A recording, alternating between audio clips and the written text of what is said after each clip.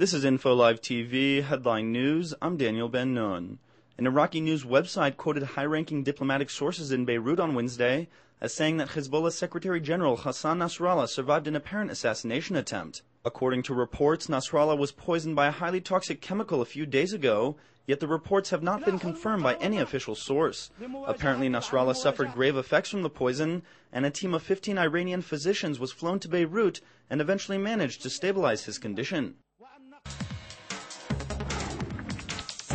The Israeli website Debka File has reported that Arab internet sites are claiming that Meir Dagan, the head of Israel's external intelligence service, the Mossad, was targeted by assassins while visiting Amman 10 days ago.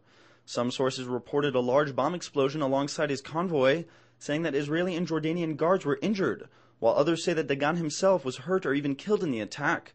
Sources in Israel say they have no knowledge of any visit by Meir Dagan to the Jordanian capital.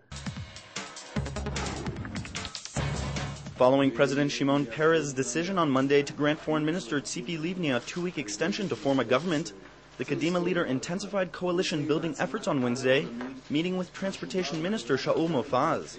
While Livni has attempted to form a narrow center-left coalition without Shas, this option has now been taken off the table after Mofaz and his 4 allies in Kadima decided that they would vote against such a coalition.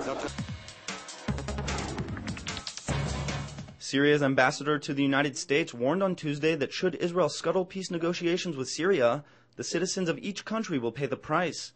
In an interview with a Syrian website, Ambassador Imad Mustafa said that if Israelis are merely interested in the process and not the peace, future Israeli and Arab generations will be the ones who suffer. The ambassador's comments come amid renewed indirect peace negotiations between the two countries. The Tel Aviv Stock Exchange registered slight losses in early trading on Wednesday as European stock markets opened sharply lower following overnight losses in Asia. The Tel Aviv 25 index fell 1.2% and the Tel Aviv 100 lost 1.5%, resulting in a turnover of more than 750 million shekels.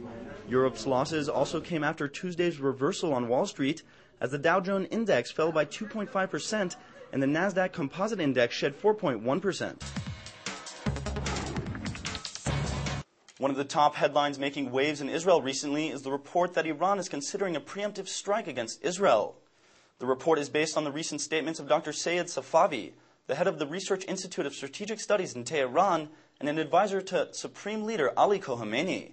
The Iranian official said that leaders in Tehran are considering a preemptive strike against Israel in order to prevent an Israeli attack on Iranian nuclear facilities.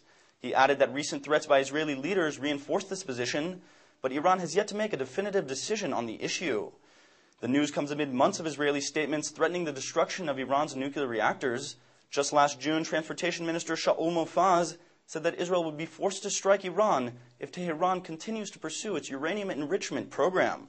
In September, the head of Israel's Military Intelligence Research Division said that Iran is continuing forward unabated with its nuclear program and may reach nuclear armament by 2011. Seemingly paving the way for a potential Israeli strike.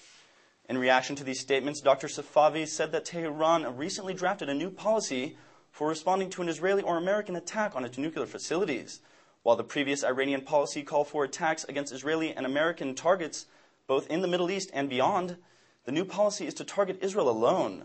Experts believe that the change in policy is due to the upcoming U.S. presidential elections, which may usher in a new wave of negotiations between Washington and Tehran, and the Iranian belief that any U.S. airstrike in Iran would include Israeli involvement. Thank you for watching Info Live TV. I'm Daniel Ben-Nun from Jerusalem.